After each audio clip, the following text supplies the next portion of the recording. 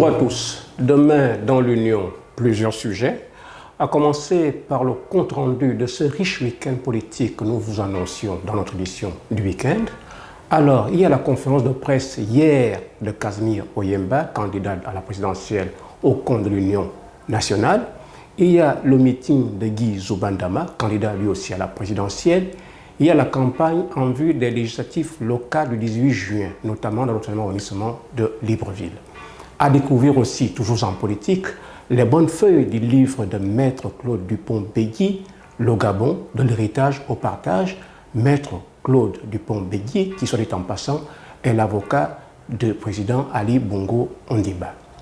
À lire également en économie, cet accord de partenariat signé entre Total Gabon et le groupe Sekagadis, un accord au terme duquel des lampes solaires vont être vendues dans les enseignes du premier distributeur gabonais.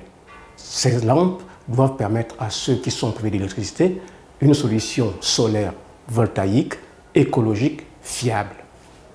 À lire encore dans notre rubrique fait divers justice, un retour sur la mort en détention de ce prisonnier avec cette question: pourquoi ce silence de la part du gouvernement?